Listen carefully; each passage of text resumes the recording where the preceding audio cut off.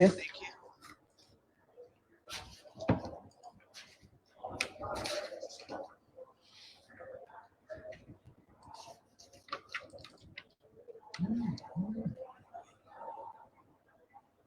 Number 67 پر یعنی 67 پر ہم نے پڑھا تھا کہ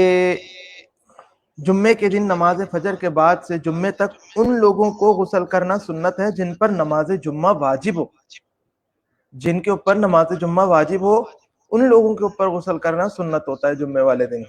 عورتوں کے اوپر چونکہ نماز جمعہ واجب نہیں ہے اس لیے ان کے اوپر جمعے والے دن غسل کرنا سنت نہیں ہے. ویسے صفائی ستھرائی تو اسلام کا حکم ہے ہی ہے, وہ تو علیحدہ سے حکم ہے, اس کو ضرور کرنا چاہیے.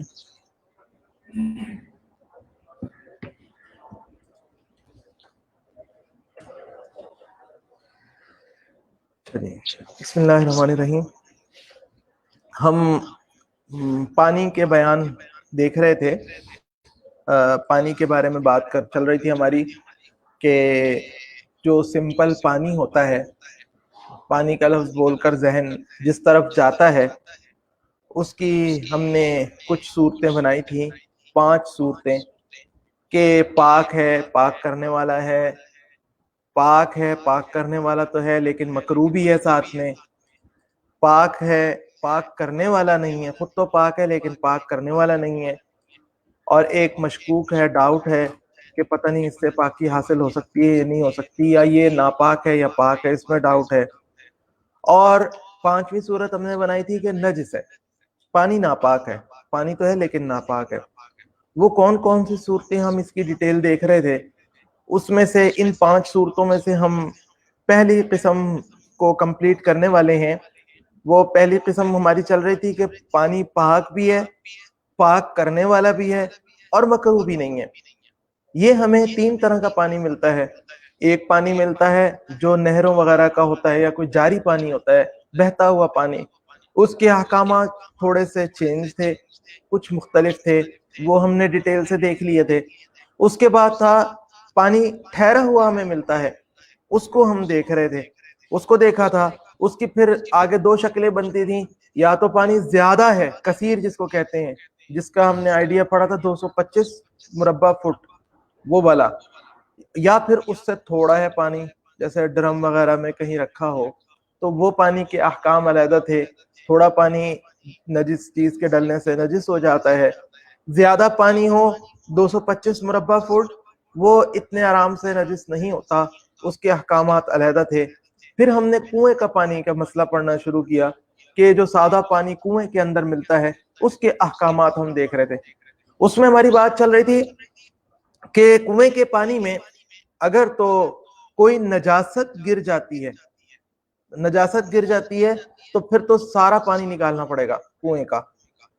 چاہے اس میں نجاست تھوڑی گرے زیادہ گرے. ہاں الا یہ کہ جیسے حدیث پاک سے ہمیں چھوٹ ملتی ہے کہ اونٹ یا بکری کی مینگنیاں گر جائیں اور ان کو فوراً صحیح سالم نکال لیا جائے, ٹوٹے نہیں, تو پھر وہاں پہ نکالنا ضروری نہیں ہوتا پانی. اس کے علاوہ باقی کوئی بھی نجاست گر جائے تو پھر پورا پانی نکالنا ضروری ہوتا ہے. اور اس کے بعد اسی کے ضمن میں ابھی ہماری بات بھی چل رہی ہے, آگے ہم اسی سے متعلق کچھ مسئلے بھی دیکھتے ہیں, لیکن ساتھ ساتھ ہمارے سامنے آیا تھا کہ اگر کوئی بڑا جانور گر کے مر جاتا ہے یا مر کر گر جاتا ہے, یا چھوٹا جانور یا درمیانہ جانور گر کے مر جاتا ہے, تو اس صورت میں کچھ پانی نکالنے, کچھ ڈول نکالنے کا حکم دیا گیا تھا. انسان جتنا بڑا آدمی گر کے مر جائے تو پھولے پھٹے نہ ہو تو پھر وہاں پہ سارا پانی نکالا جاتا ہے. اور اگر چھوٹی سی چیز یعنی چوہا چڑیا وغیرہ اس کے برابر گر جے کے مر جائے تو پھر 20 سے 30 ڈول نکالنے چاہیے. اور اگر بلی کبوتر وغیرہ اس طرح کی چیز اگر گر کے مر جاتی ہے, اس سائز کی چیز گر کے مر جاتی ہے, تو وہاں پر 40 سے 60 ڈول نکالنے کا حکم ہم نے پڑھا تھا. اب آگے ہے 76 نمبر صفحے پر سیکنڈ لاسٹ مسئلہ ہے کہ کنویں میں بکری یا چوہا گر گیا اور زندہ نکل آیا تو پانی پاک ہے, پانی ناپاک نہیں ہم کہیں گے, کوئی ناپاک کرنے والی چیز نہیں پائی گئی. مسئلہ, چوہے کو بلی نے پکڑا اور بلی کے دانت لگنے کی وجہ سے چوہا زخمی ہو گیا تھا, پھر وہ بلی سے چھٹا اور چھٹ کر اسی طرح خون میں بھرا ہوا یا خون لگا ہوا کنویں میں جا کے گر پڑا، تو کنویں کے پانی میں خون گر گیا، نجاست گر گئی، سارا پانی نکالنا پڑے گا۔ مسئلہ چوہا گندی نالی میں سے نکل کر بھاگا اور گندی نالی میں لگی ہوئی نجاست اس کے جسم میں لگی ہوئی تھی، گندی نالی کی نجاست اس کے جسم میں لگی ہوئی تھی، پھر وہ جا کے کنویں میں گر پڑا، تو اب بھی سارا پانی ناپاک ہو گیا، سارا پانی نکالنا پڑے گا، چاہے چوہا کنویں میں مر جائے یا زندہ نکل آئے۔ مسئلہ جس چیز کے گرنے سے کنواں ناپاک ہوا ہے، اگر وہ چیز باوجود کوشش کے نہ نکل سکے، کل ایک ساتھی نے آن لائن مسئلہ پوچھا تھا، یہ ان کے لیے بھی مسئلہ آ گیا ہے کہ جس چیز کے گرنے سے کنواں ناپاک ہوا ہے، اگر وہ چیز اس طرح سے پھنس گئی ہے کہ باوجود کوشش کے نکل نہیں سکتی، تو دیکھنا چاہیے کہ وہ چیز کیسی ہے۔ اگر تو وہ چیز ایسی ہے کہ خود تو پاک ہوتی ہے لیکن ناپاکی لگنے کی وجہ سے ناپاک ہو گئی تھی، جیسے ناپاک کپڑا ویسے تو خود پاک ہی ہوتا ہے لیکن نجاست لگنے کی وجہ سے ناپاک ہو گیا تھا، یا ناپاک گیند یا ناپاک جوتا، تب تو اس چیز کا نکالنا معاف ہے، نہیں نکل رہی خیر ہے، کوئی بات نہیں، ہم نے اوپر سے اچھی طرح سے پانی سارا نکال دیا، نجس چیز کو نجس پانی نکال دیا، تو اندر وہ کپڑا، جوتی، گیند، جو بھی چیز نجس گر گئی تھی، سارا کچھ پاک ہو چکا، اس کے نکالنے کی ضرورت نہیں ہے۔ ویسے ہی سارا پانی نکال ڈالیں۔ اگر وہ چیز ایسی ہے کہ جو خود ہی ناپاک ہوتی ہے، جیسے مردہ جانور، مردہ چوہا، تو جب تک یہ یقین نہ ہو جائے کہ یہ اب گل سڑ کر مٹی ہو گیا ہوگا اندر، اتنا عرصے تک یعنی ہم اس کو چھوڑے رکھیں، کنویں کو ویسے ہی چھوڑ دیں کہ جب تک کہ ہمیں یہ یقین نہ ہو کہ یہ اب اندر وہ چوہا یا وہ جانور، بلی جو مر کے گری ہے، وہ اب اندر سب کچھ گل سڑ کے مٹی ہو گیا، ختم ہو چکا، کچھ اس کا وجود باقی نہ رہا ہوگا، تو اس وقت تک کنواں پاک نہیں ہو سکتا۔ اور جب یہ یقین ہو جائے تو پھر ہمیں اس وقت سارا پانی ایک دفعہ نکال کر کنویں کو پاک کرنا پڑے گا، اور پھر اس کے بعد ہم اس کنویں سے پانی لے سکتے ہیں۔ مسئلہ جتنا پانی کنویں میں سے نکالنا ضروری ہوتا ہے، ضروری ہو، چاہے تو ایک دم سے نکال لیں، چاہے تھوڑا تھوڑا کر کے نکالیں، ہر طرح سے کنواں پاک ہو جائے گا۔ جہاں پر ہم نے پڑھا نا کہ 20 ڈول نکالے جاتے ہیں یا 20 سے یعنی 40 سے 60 ڈول نکالے جاتے ہیں، تو ہم نے ڈول کی گنتی پوری کرنی ہے، چاہے ایک دم سارے لگ کر فوراً نکال کے ڈول بھر بھر کے نکال کے جائیں، پھینکتے جائیں، یا پھر دوسری صورت یہ کہ کچھ ابھی کچھ بعد میں پھر کچھ اور ٹھہر کر نکال لیے، گنتی پوری ہو گئی تو کنواں پاک ہو گیا۔ مسئلہ کسی کنویں وغیرہ میں درخت کے پتے گر پڑے، درخت کے پتے گر پڑے یعنی کوئی نجاست والی چیز نہیں گری ہے، پاک چیز گری ہے، اور پانی میں اس کی وجہ سے بدبو بھی آنے لگ جائے اور پانی کا رنگ اور مزہ بھی بدل جائے، تو پھر اس سے وضو درست ہے جب تک کہ پانی اسی طرح پتلا باقی رہے۔ یہ ہمارے سامنے ایک اور ضابطہ آ گیا کہ پانی کی رقت، نرمی یعنی پتلا پن، اس کا لکوڈ جو ہے نا، یعنی جس طرح سے وہ بہتا ہوا ہے وہ اپنی جگہ پہ برقرار ہے، تو پھر رنگ، بو، مزہ بھی بدل گیا تو خیر ہے، کوئی بات نہیں، رنگ اور مزہ بھی بدل گیا تو اس سے کوئی فرق نہیں پڑتا، رنگ، بو اور مزہ بھی بدل جائے تب بھی خیر ہے، لیکن پانی اسی طرح سے بہتا ہوا ہونا چاہیے، یہ نہیں کہ گاڑھا ہو جائے، شیرہ سا بن جائے، ایسا نہیں ہونا چاہیے۔ یہاں پر جی یہ پانی جو ہے نا، صاف پانی، وہ سوال آیا کہ چشمے اور ندی کے پانی میں بھی یہی فارمولا اپلائی ہوگا، جی یہی ضابطہ چلے گا، آگے اس کی تفصیل اور بھی آ رہی ہے انشاءاللہ، کہ پانی جب کسی پاک چیز کے ملنے سے اس کی کہہ لیجئے کہ رنگ، بو، مزہ چینج بھی ہو گیا، تب بھی پانی، اس سے ہم وضو وغیرہ سب کچھ کر سکتے ہیں جب تک کہ پانی پتلا بہنے والا اسی طرح سے ہو۔ اگر وہ گاڑھا ہو گیا، شیرہ ٹائپ کا بن گیا، تو پھر اس سے وضو وغیرہ نہیں ہو سکتا، وضو غسل نہیں ہو سکتا، ہم اس کے اور ہم تفصیل دیکھتے ہیں۔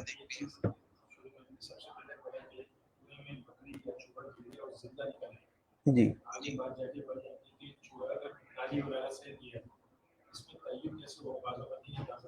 جی سوال آیا ہے کہ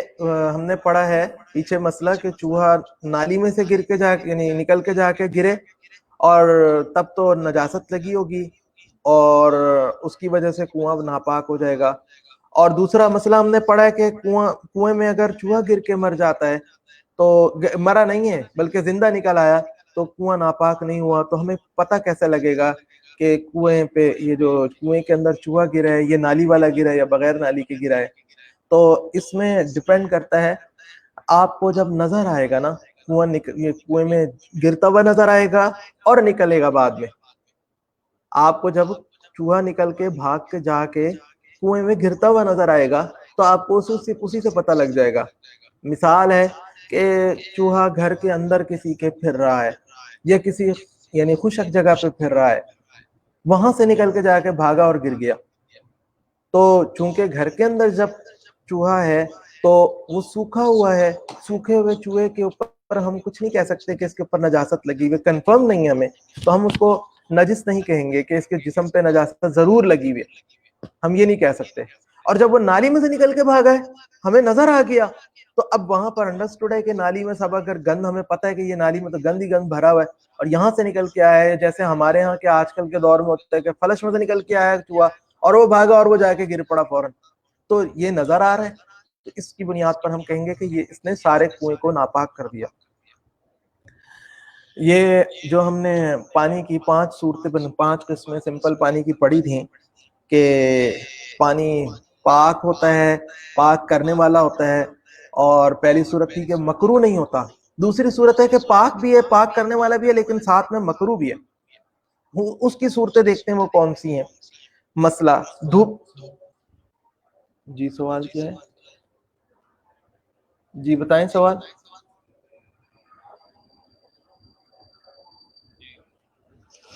جی بتائیں. آپ کی آواز کم آ رہی ہے، میں سمجھ نہیں پایا.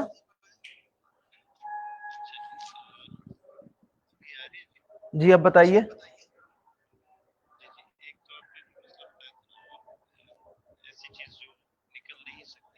جی جی وہ مسئلہ آیا تھا، ہم نے کتاب میں پڑھا تھا، سوال یہ آیا ہے آن لائن کہ جو چیز نکل نہیں سکتی وہ جا کے پھنس گئی ہے، اس کا مسئلہ ذرا دوبارہ دہرا دیا جائے کہ آواز یعنی بریک ہو گئی تھی بیچ میں. وہ مسئلہ یہ کتاب میں لکھا ہوا ہے کہ دیکھیں گے ہم اس وقت کہ وہ چیز کیا ہے، کیا وہ چیز خود ناپاک ہوتی ہے یا خود پاک ہوتی ہے. مثلا کپڑا ہے، کپڑا خود تو پاک ہی ہوتا ہے لیکن نجاست لگنے کی وجہ سے ناپاک ہو گیا تھا. گیند ہے، جوتی ہے، خود تو پاک ہوتی ہے لیکن کوئی نجاست لگ گئی ہے تو اس کی وجہ سے ناپاک ہو گیا. تو وہ جا کے جب پھنس گئی کنویں کے اندر، نکل نہیں پا رہی باہر، تو وہاں پر اگر اب کنویں میں جب نجاست گر جائے تو حکم یہ ہوتا ہے کہ سارا پانی نکال دیں. آپ نے سارا پانی نکال دیں، کوئی مسئلہ نہیں ہے. یہ اس کے بعد پاک کپڑا اندر پڑا رہ جائے گا، پاک جوتی اندر پڑی رہ جائے گی، پاک گیند اندر پڑی رہ جائے گی، کہ جب ہم نے سارا پانی نکال لیا کنواں پاک، اندر ڈول پاک، ہر چیز پاک شمار ہوگی. اور اگر وہ چیز ایسی ہے کہ جو خود ناپاک ہوتی ہے، مثلا مرا ہوا چوہا، مری ہوئی بلی، وہ جا کے اندر گر گئی ہے یا گر کے اندر جا کے پھنس گئی ہے، تو اس کا مطلب ہے یہ تو خود مردار ہے، یہ تو خود نجس ہوتا ہے. یہ کپڑے کی والا معاملہ نہیں ہے کہ کپڑا پاک ہونے سے پاک ہو جائے گا، اوپر سے نجاست لگی ہوئی ہے تو خود نجس ہے، مردار کو نجس کہا جاتا ہے. تو یہ چیز کبھی بھی پاک نہیں ہو سکتی جتنا مرضی پانی نکال لیں. لہٰذا وہاں پر ہمیں پہلے انتظار کرنا پڑے گا جب تک کہ وہ چوہا یا بلی اندر پڑے پڑے پڑے پڑے اتنا ٹائم نہ گزر جائے کہ جب تک کہ مٹی ہو گیا ہو بالکل. جب مٹی ہو گیا گل سڑ کے، اب اس کے اندر گوشت، اس کے گوشت پوست اور وہ ہڈیاں، وہ چیزیں سب ختم ہو چکی ہیں، تو اس کے بعد ٹھیک ہے، پھر ہم ایک دفعہ سارا پانی نکالنے کا جو حکم ہے کنویں کو پاک کرنے کے لیے سارا پانی نکالیں گے اور اس کے بعد وہ پاک ہو جائے گا، پاک شمار ہوگا. جی آگے مسئلہ ہے دھوپ میں گرم کیے ہوئے پانی سے سفید داغ ہو جانے کا ڈر ہوتا ہے، اس لیے اس سے وضو اور غسل نہیں کرنا چاہیے. جائز ضرور ہے، اگر کوئی کر لے گا تو ہو جائے گا، لیکن چونکہ منع آیا ہے،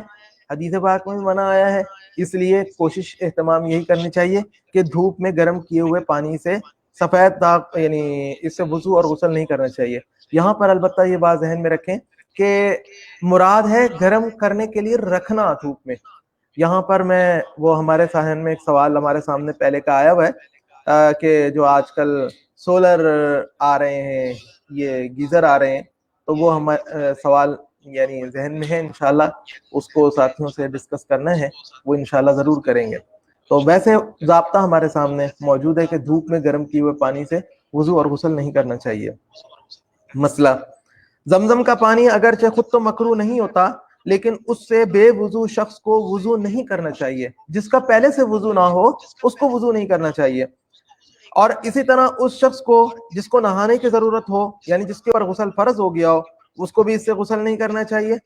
اور اسی طرح زمزم کے پانی سے ناپاک چیزوں کا دھونا اور استنجا کرنا بھی مکروہ ہے۔ ہاں، اگر مجبوری پیش آ جائے، ضروری طہارت کسی اور طرح سے حاصل نہ ہو سکتی ہو اور پاس صرف زمزم ہی موجود ہو، تو پھر یہ پانی، زمزم کے پانی سے بھی وضو، غسل اور کپڑوں کو یعنی استنجا وغیرہ یہ سارے کام کرنا پھر جائز ہے۔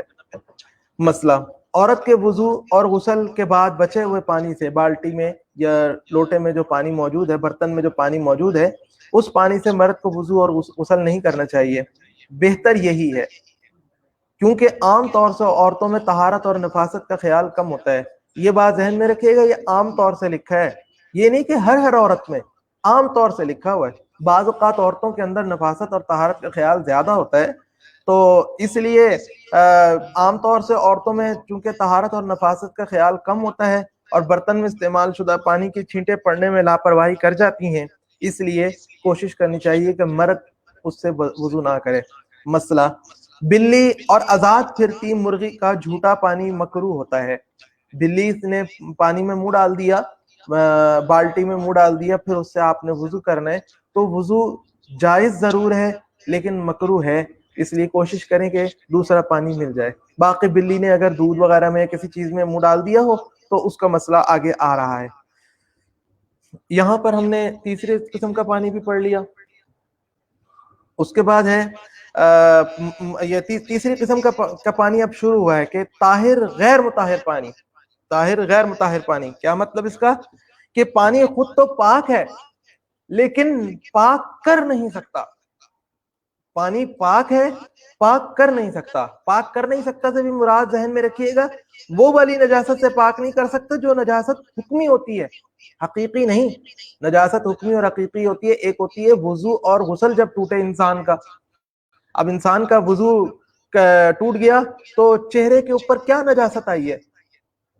کوئی نجاست نظر نہیں آ رہی، دکھائی نہیں دے رہی، حکمی نجاست ہے یہ۔ حکم کے اعتبار سے ہمارا جو ہے نا منہ ناپاک ہو گیا، ہمیں دوبارہ دھونا پڑے گا۔ ہمارے بازو ناپاک ہو گئے، ہمیں دوبارہ سے دھونے پڑیں گے۔ تو یہ جو غیر مطہر ہوتا ہے، اس پانی سے ہم وضو اور غسل نہیں کر سکتے کہ یہ اس قابل نہیں ہے کہ نجاست حکمی کو دور کر سکے۔ ہاں، نجاست حقیقی کو، نجاست حقیقی کا مراد یہ کہ جیسے کسی کپڑے کے اوپر خون لگ گیا، کسی کے کپڑے پہ چھینٹ پڑ گئی پیشاب کی، تو وہ دھونا ہے، تو وہ دھونے کے لیے یہ پانی کام میں آ سکتا ہے۔ ہم دیکھتے ہیں اس کو کہ یہ کیا ہوتا ہے، اس کی ڈیٹیل دیکھتے ہیں۔ یہ مستعمل پانی ہوتا ہے، یہ مستعمل پانی ہوتا ہے۔ اس کی تفصیل کیا ہے؟ تفصیل درج ذیل ہے۔ پانی کے مستعمل ہونے کا پہلے سبب دیکھیے۔ نمبر ایک، اس مستعمل پانی اسے کہتے ہیں کہ اس سے حدث اصغر یا حدث اکبر کو دور کیا گیا ہو، یعنی طہارت نہ ہونے کی صورت میں اس سے وضو یا غسل کیا گیا ہو، خواہ وضو و غسل کا قصد ہو یا نہ ہو۔ ہمارا وضو ٹوٹا ہوا تھا مثال کے طور پر، وضو پہلے سے ہو اس کی بات نہیں ہو رہی، وضو ٹوٹا ہوا تھا، ہماری نیت تھی یا نہیں تھی وضو کرنے کی، لیکن ہم نے اگر وضو کر لیا اور وہ پانی جس پانی سے وضو کر رہے تھے منہ سے گر رہا ہے، بازوں سے گر رہا ہے، اور وہ کسی برتن میں ہم نے جمع کر لیا، تو یہ جو وضو کی کرنے کے بعد جو منہ سے ہمارا دھون گر رہا ہے، یہ دھون ہم نے کسی برتن کے اندر جمع کر لیا ہے، یہ دھون مستعمل پانی کہلاتا ہے۔ مستعمل کا مطلب یہ کہ یہ استعمال شدہ ہے، اس سے ہم نے ایک دفعہ نجاست حکمی کو دور کر لیا ہے، تو یہ والا پانی۔ اسی طرح سے دوسرا حکم کی دوسری صورت کیا ہوگی کہ ثواب کی نیت سے بدن پر استعمال کیا گیا ہو، یعنی طہارت اور وضو ہونے کے باوجود محض ثواب کی نیت سے دوبارہ وضو کیا گیا ہو۔ ہم نے وضو کے بیان میں مسئلہ پڑھا تھا کہ ایک بندے کا اگر پہلے سے وضو ہو اور وہ اس وضو سے ایک نماز یا کوئی بھی عبادت کا کام کر چکا ہو، اس کے بعد پھر اس کا دل کرے میں دوبارہ وضو کرتا ہوں،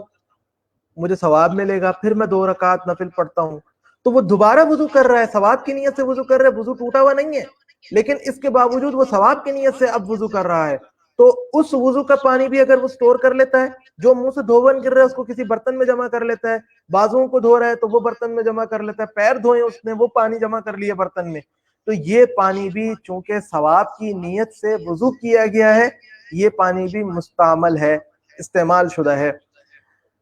پانی استعمال شدہ بنتا کب ہے؟ پہلے ہم اس کو دیکھتے ہیں۔ جب پانی ہمارے عضو سے جدا ہو جاتا ہے تب مستعمل ہو جاتا ہے۔ مثلا وضو میں پانی سے چہرہ کو دھویا تو چہرے سے جب پانی جدا ہوگا تب وہ مستعمل شمار ہوگا۔ دیکھیے یہاں پر نا یہ بات اس لیے یہ ذکر کر دی کہ مستعمل پانی سے آگے ہم اس کو یہ آگے مسئلہ آ رہا ہے کہ اس سے وضو وغیرہ نہیں کر سکتے، لیکن بعض اوقات ایسا ہوتا ہے کہ جسم کا کوئی حصہ ہلکا سا یا چھوٹا سا خشک رہ جاتا ہے، تو وہاں پر یہی اگر پانی جو جسم پر بہ رہا ہے تو لگنے کے بعد جو پانی آگے کی طرف جا رہا ہے، اوپر میں نے منہ کے اوپر کی طرف ڈالا ہے تو اب نیچے کی طرف جو پانی آ رہا ہے، میرے کہہ لیجئے داڑھی کی طرف آ رہا ہے، نیچے ہونٹوں کی طرف پانی آ رہا ہے، میں نے مارا آنکھوں کی طرف تھا پانی ڈالا تھا، تو وہ پانی اوپر سے نیچے کی طرف جا رہا ہے تو ابھی پانی مستعمل نہیں ہوا۔ ہم یہ کہیں کہ جو ڈالا تو آنکھوں کی طرف تھا تو وہ پانی مستعمل ہو گیا، نیچے کی طرف اب جا رہا ہے تو وہ پانی مستعمل پانی سے تو نیچے والا عضو نہیں دھلنا چاہیے، نہیں، جب یہ ہمارے جسم سے جدا ہو کر نیچے کو گرے گا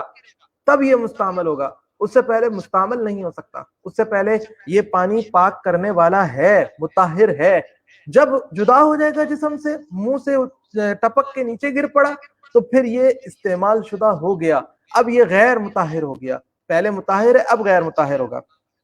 مستعمل پانی کا وصف یہ پاک کہلاتا ہے، ناپاک نہیں ہوتا۔ کسی کا وضو کیا ہوا پانی اگر ہمارے کپڑوں کو لگ جاتا ہے تو اس سے یہ نہیں ہوا کہ ہمارے کپڑے ناپاک ہو گئے۔ کوئی وضو کر کے آ رہا ہے، اس نے چھینٹے اڑا دی، کچھ بھی کیا، وہ ایک علیحدہ بات ہے کہ چھینٹے کسی اور کے اوپر گرانا ادب بے ادبی کی بات ہے، وہ ایک علیحدہ مسئلہ ہے، لیکن اگر گر گئی ہمارے کپڑوں پر تو ہمارے کپڑے ناپاک نہیں ہو گئے۔ کسی بالٹی میں اگر پانی وہ والا جمع کر لیا گیا تھا تو وضو کرنے کے بعد والا وضو کا پانی جو بچ رہا تھا، دھوبن تھا، نیچے گر رہا تھا، وہ اگر جمع کر لیا گیا تھا کسی بالٹی میں، وہ بالٹی اگر ہمارے کپڑوں پہ گر گئی، ہمارے اوپر گر گئی تو ہم ناپاک نہیں ہو گئے، وہ پانی پاک ہے۔ مستعمل پانی کا حکم، اس سے وضو اور غسل کرنا جائز نہیں ہوتا، یعنی نجاست حکمی کو دوبارہ دور نہیں کیا جا سکتا۔ ایک دفعہ اس سے نجاست حکمی دور ہو چکی ہے نا، یہ تبھی مستعمل پانی بنا ہے نا، تو اب اس سے دوبارہ وضو اور غسل نہیں ہو سکتا، نجاست حکمی کو دور نہیں کیا جا سکتا کیونکہ یہ غیر مطہر ہے، لیکن اس سے نجاست حقیقی کو دور کیا جا سکتا ہے۔ نجاست حقیقی یعنی جو دکھائی دیتی ہے وہ والی نجاست، خون لگ گیا کپڑے کو، دھونے کے لیے، پاک کرنے کے لیے اور کوئی پانی نہیں ہے، یہ استعمال شدہ پانی برتن کے اندر، بوتل کے اندر جمع ہے، اسی سے اگر ہم نے پاک کر لیا تو پاک کر سکتے ہیں، دھو سکتے ہیں اس کو۔ اب اس کے بارے میں کچھ مسائل، ایک آدھ مسئلہ 4-5 سال کا ایسا لڑکا جو وضو کو نہیں سمجھتا، وہ اگر وضو کرے،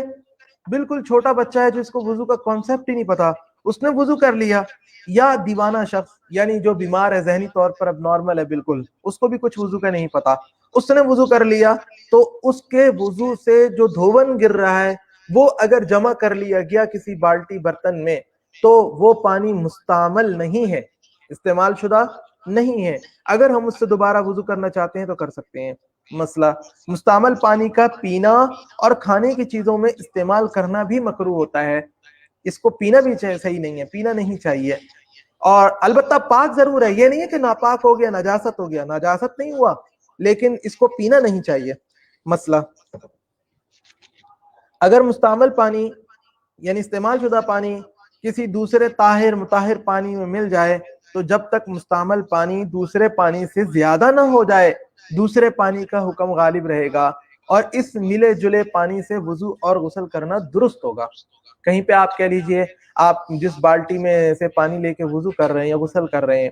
تو اسی کے اندر واپس چھینٹے گر رہی ہیں، تو چھینٹے گرنے کی وجہ سے وہ پانی جو پاک ہے وہ پانی خراب نہیں ہو رہا، استعمال شدہ نہیں بن رہا، اس سے وضو اور غسل کرتے رہیں۔ ہاں اگر اتنا زیادہ گر گیا دھوبن کہ جو اندر پانی تھا وہ تھوڑا رہ گیا تھا، جو پاک پانی تھا وہ تھوڑا ہے، دھوبن اوپر سے جو گیا ہے وہ زیادہ چلا گیا، تو اس وقت اب ہم اس سے وضو اور غسل نہیں کر سکتے، اب ہم یہ سمجھیں گے یہ سارا ہی استعمال شدہ پانی موجود ہے۔ جی یہ یہیں پہ بات کو روکتے ہیں۔ سوال وغیرہ تو کر سکتے ہیں. جی سوال بتائیے.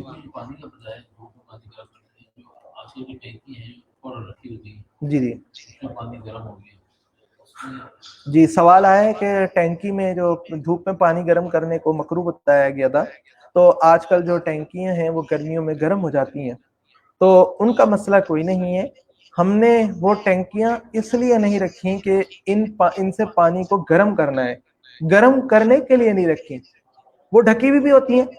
پھر یہ علیحدہ بات ہے کہ موسم میں یہ کہہ لیں ہوا میں فضا میں حدت زیادہ ہوتی ہے، تو اس کی وجہ سے ہر چیز تپ رہی ہوتی ہے، وہ بھی تپ جاتا ہے. اس کا مسئلہ نہیں ہے. منع جو آیا ہے حدیث پاک میں وہ آیا ہے وہ والا پانی کہ جس کو اسپیشل ہم دھوپ میں لے جا کے رکھتے ہیں تاکہ یہ گرم ہو جائے. اس کے اوپر پہ وہ آن لائن سوال بھی آیا تھا پچھلی دفعہ، وضو کے اندر بھی یہ بات آئی تھی، تو یہ مسئلہ ہے، تو وہاں بھی سوال آیا تھا کہ کیا یہ جو سولر آج کل آ رہے ہیں، سولر گیزر، تو اس کا کیا حکم ہوگا. تو وہ سوال ابھی برقرار ہے، انشاءاللہ اس کو دیکھیں گے.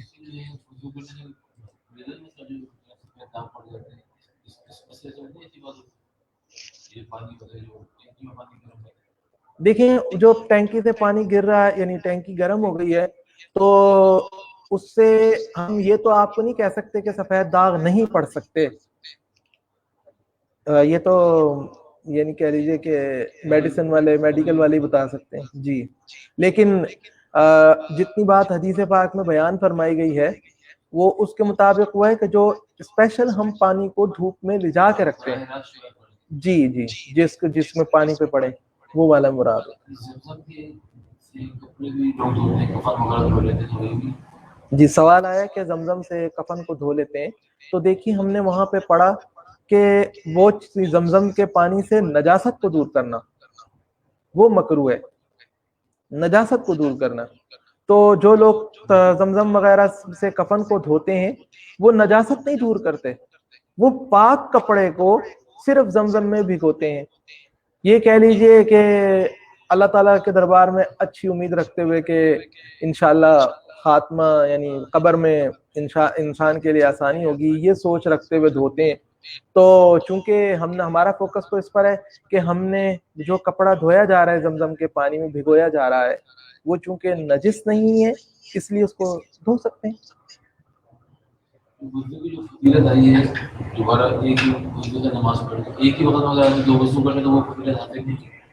جی سوال آئے کہ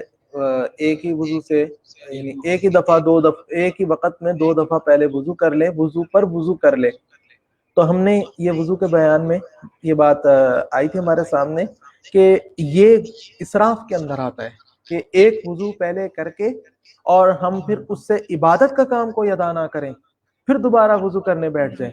چونکہ وضو جو ہے نا خود بذات خود ثواب کا کام نہیں ہے، یہ ثواب کے کام کا وسیلہ ہے، ذریعہ ہے، کہ شرط ہے کہ وضو کے بغیر نماز نہیں ہوگی. تو جو شرط ہوتی ہے وہ واسطہ وسیلہ ذریعہ ہوتی ہے، وہ خود مقصود نہیں ہوتی. تو اس لیے ہم خود اسی کو کرتے رہیں، وضو پر وضو کرتے رہیں، تو اس پر ہمیں ثواب نہیں ملے گا.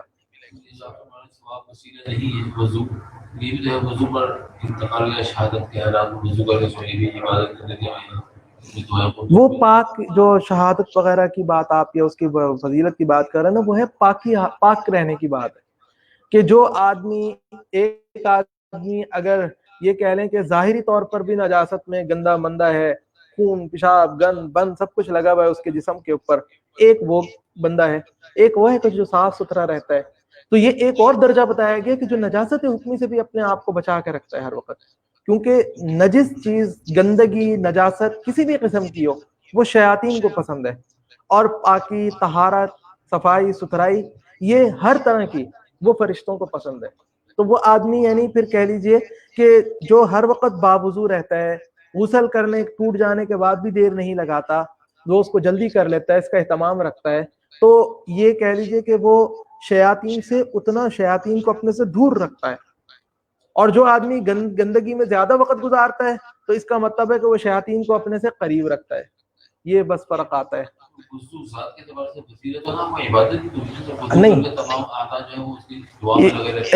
جی نہیں، وہ ایک ہوتا ہے کسی کام کے اوپر ثواب ملنا، اور ایک ہوتا ہے کسی کام کا عبادت کا کام ہونا، اللہ کے یعنی کہنے کے بذات خود تقرب کا کام ہونا، اللہ کے قرب کا ذریعہ ہونا. تو وضو وہ اس پر ثواب تو ملتا ہے لیکن بذات خود وہ اللہ کے تقرب کا ذریعہ نہیں ہے، یہ اس کے لیے واسطہ وسیلہ ہے۔ اس بنیاد پر آپ کہہ لیجئے کہ چونکہ اللہ کے قرب کا جو چیز بذات خود اللہ کے قرب کا ذریعہ ہے وہ قرآن پاک کی تلاوت ہے، نماز ہے، طواف ہے، یہ سارے کام ہیں، یہ چونکہ یعنی نماز اور طواف وغیرہ یہ بغیر وضو کے نہیں ہوں گے، اس لیے جو چیز پھر واسطہ اور ذریعہ بنے گی وہ بھی پھر اللہ تعالیٰ کے یہاں بڑی پسندیدہ ہوگی، اس اعتبار سے پسندیدہ ہے۔ لیکن ڈائریکٹ وہ چونکہ پسندیدہ نہیں ہے اس لیے وضو پر وضو کیے جائیں گے تو وہ پھر اسراف میں چلا جاتا ہے۔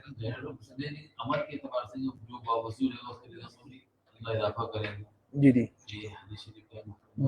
جی جی جو باوضو رہے گا جی، لیکن ہاں جی جی جی نہیں یہ بات نہیں ہے، نہیں عبادت جو ہوتی ہے نا، عبادت کہتے ہیں کامل تذلل اللہ کے سامنے، یعنی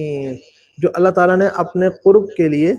اور اپنے عاجزی اور کامل تذلل کے کام جو بندے کو بتائیں وہ والے کہلاتے ہیں۔ تو ایک یہ چیز ہے، اور ایک ہے ثواب کا کام۔ ثواب کا کام تو دیکھیے آپ گھر بنا رہے ہیں، گھر میں آپ روشن دان اس نیت سے اگر بنا لیتے ہیں کہ یہاں سے مجھے اذان کی آواز آئے گی تو اس پر بھی آپ کو ثواب ملتا ہے، لیکن وہ بذات خود نیکی کا کام نہیں ہے، عبادت کا کام نہیں ہے۔ کسی کام پر نیت کی وجہ سے ثواب کا مل جانا وہ علیحدہ چیز ہوتی ہے۔ آپ کو کسی بھی کام میں آپ اچھی نیت کرتے ہیں آپ کو ثواب مل جاتا ہے، حتیٰ کہ دنیا کا عام سے عام کام بھی آپ اس میں کوئی ثواب کے کام کی اچھی نیت کر لیتے ہیں تو وہاں پر آپ کو ثواب مل جاتا ہے، لیکن اس سے وہ کام بذات خود عبادت نہیں بنتا۔ انسان کو جو قرآن پاک نے بتایا نا کہ ما خلقت الجن والانس الا لیعبدون، کہ عبادت کے لیے پیدا کیا ہے، تو عبادت کا کام وہ یہ نیکی کا کام نہیں ہے۔ یعنی نیکی علیحدہ چیز ہے، نیکی ثواب دونوں پہ عبادت پہ تو ملتا ہی ملتا ہے ہر صورت، لیکن دنیا کے دوسرے کاموں کے اوپر ثواب مل جاتا ہے، اس وجہ سے مل جاتا ہے کہ آپ کی اچھی نیت ہے یا وہ کسی اور اچھے کام کا واسطہ اور ذریعہ بن رہے ہیں، لیکن اس سے وہ عبادت کے کام نہیں بنتے دوسرے نیکی کے کام۔ عبادت جو ہے وہ ثواب عبادت نہیں ہے، ہر ثواب کا کام عبادت نہیں ہے، ہر ثواب کا کام عبادت نہیں ہے۔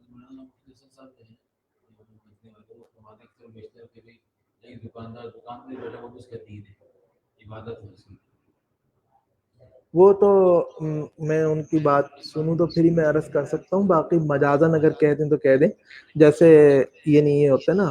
یہ نوٹ پر بھی ہمارے ہاں لکھا ہوتا ہے حصول رزق حلال عین عبادت ہے، تو یہ عبادت نہیں ہے، ثواب کا کام ہے کہ اگر آپ حلال روزی کمانے کے لیے بازار میں گئے ہیں کہ اللہ تعالیٰ آپ کو حرام سے بچائے بھائی، ورنہ آپ کے سامنے حرام کے 10 دروازے کھلے ہوئے، آپ ان سارے دروازوں سے بچا کے اپنے بچوں کے لیے حلال کمانے کے لیے آپ بازار میں گئے ہیں اور اللہ سے وہاں جا کے مانگ رہے ہیں، تو یہ کیا کہتے ہیں ایک ثواب کا کام ہے، لیکن یہ عبادت نہیں ہے۔ عبادت یہ نماز، روزہ، حج، یہ سارے عبادات ہیں۔ زکوٰۃ بھی عبادت ہے، وہ مالی عبادت ہے، حج مالی بھی ہے بدنی بھی ہے، نماز یہ بدنی عبادت ہے، روزہ ہے، تو یہ سارے مین کام جو ہے نا یہ عبادات کے بتائے گئے۔ یہ آپ نے اس میں بھی پڑھا ہوگا نا، ہم نے بھی شروع میں پڑھا تھا، چارٹ بنا ہوا پڑھا تھا کہ کون کون سے کام معاملات میں آتے ہیں، کون سے عبادات میں آتے ہیں، کون سے اخلاق میں آتے ہیں۔ جی جی جی جی تو اس میں جو عبادات کے کام تھے نا وہ اس کو علیحدہ سے ہم مینشن کیا گیا تھا کہ یہ 5 کام جو ہے نا بڑے بڑے یہ عبادات کے ہیں، تو وہ باقی چیزوں کے اوپر ثواب مل سکتا ہے، اچھی نیت ہوگی ثواب مل جائے گا۔ اگر ایک بندہ بازار میں گیا ہے یہ نیت کر کے گیا کہ آج میں نے فراڈ بازی کرنی ہے، 2 نمبری کر کے سامان بیچنا ہے، یہ کرنا ہے، تو وہی کام اس کا غلط نیت کی وجہ سے گناہ کا بھی ہو جائے گا، وہی کام ثواب کا بھی ہو سکتا ہے، وہی کام یعنی گناہ کا بھی ہو سکتا ہے۔ تو کسی کام پر گناہ اور ثواب ملنا علیحدہ بات ہے، اور کسی کام کا کام عبادت ہونا وہ بالکل علیحدہ چیز ہے۔ جی ایک آن لائن سوال پہلے سن لیں، جی بتائیں۔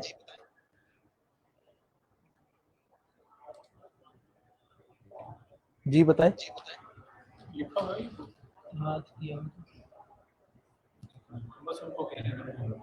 جی جی آن لائن کسی نے سوال پوچھنا تو کر لیں۔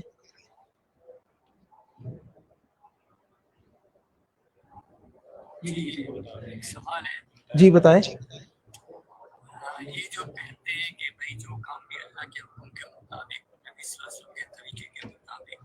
تقاضے کرنے کے لیے کیا جائے تو وہ عبادت بن جاتا ہے. اسی لیے کہتے ہیں کہ بھائی کھانا بھی عبادت بن جائے گا, سونا بھی عبادت بن جائے گا.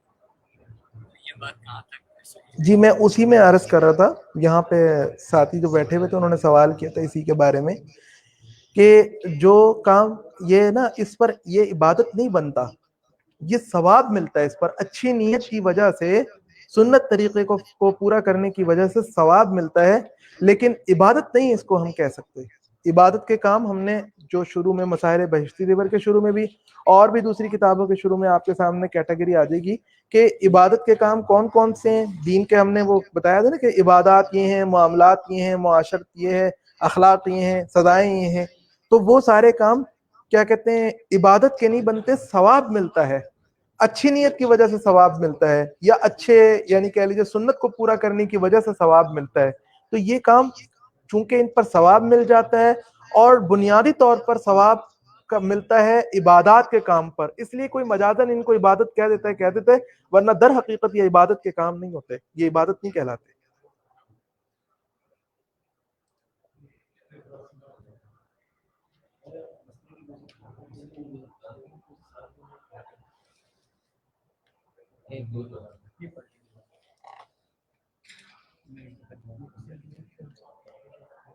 یہ سوال آیا ہے آن لائن کہ ہوا خارج ہونے پر وضو کرنے سے پہلے استنجا کرنا ضروری ہے یا نہیں.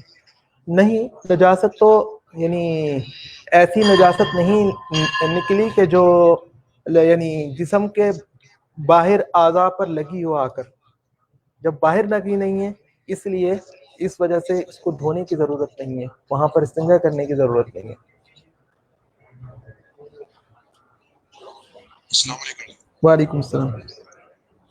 ایک دفعہ مکہ میں نے یہ مفتی صاحب جو ہے نا ان سے سنا تھا, مجھے پتا کہتے کہ چاروں آئمہ کے نزدیک اگر ایسے مطلب ایک دفعہ ایسا پریشر آتا ہے کہ مگر ہوا خارج کا مجھے یقین نہیں ہوتا کہ یہ کیوں بھی ہے, اور انہوں نے کہا کہ اگر ابو نہ آئے اور آواز بھی نہ آئے تو وضو نہیں ٹوٹتا. اس کے بارے میں کیا ہے؟ مجھے ان کی بات تو جب تک میں پوری سن نہ لوں میں تب تک کچھ یعنی کنفرم ان کے اوپر تو میں کوئی بات نہیں کر سکتا. البتہ بخاری شریف کی روایت ہے, اس میں ایک صحابی نے آ کر یعنی یہ شکایت کی کہ مجھے شک ہوتا ہے بار بار کہ پتہ نہیں میری ہوا تو نہیں خارج ہو گئی. تو چونکہ انہوں نے خود ہی آ کے بتایا تھا کہ مجھے شک ہوتا ہے, تو شک والے آدمی کے لیے تو ہر ایک بندہ یہی کہے گا کہ آپ شک کے پیچھے نہ پڑیں. تو اس لیے آپ صلی اللہ علیہ وسلم نے بھی ان کو یہ کہا کہ شک کے پیچھے مت پڑو جب تک کہ تمہیں آواز نہ آ جائے یا بو نہ آ جائے. ہاں جو نارمل آدمی ہے تو جس کو شک کی تکلیف نہیں ہو رہی, یہ بھی ایک شک کی ایک تکلیف ہو جاتی ہے آدمی کو, جس کو ہوتی ہے وہ بیچارہ مسلسل پریشانی میں رہتا ہے کہ پتہ نہیں وضو ٹوٹ گیا, پتہ نہیں ٹوٹ گیا. تو ان کے لیے یہ بتایا. تو جو نارمل آدمی ہے اسے جب کنفرم ہو گیا کہ ہاں میرے جسم سے ہوا خارج ہو چکی ہے تو وہ اس کا وضو ٹوٹ جائے گا. اصل دار و مدار ہے کنفرم طور پر ہوا کے خارج ہونے پر. اور جس بندے کو شک کی تکلیف ہو جاتی ہے اس کو آج کل بھی اگر کوئی ڈاکٹر کے پاس لے کر جائیں تو ہر ڈاکٹر یہ کہے گا آپ شک کے پیچھے نہ پڑیں, یہ آپ جتنا پیچھے پڑیں گے یہ بیماری آپ کی شک کی بڑھے گی, کم نہیں ہوگی. تو آپ صلی اللہ علیہ وسلم نے بھی بالکل اسی طریقے سے جواب دیا تھا. بخاری شریف کی روایت میں تو یہ آتا ہے. باقی وہ مدار ضابطہ حدیث پاک میں یہ بتایا گیا کہ ہاں جس کی ہوا خارج ہو جائے اس کا وضو ٹوٹ جاتا ہے.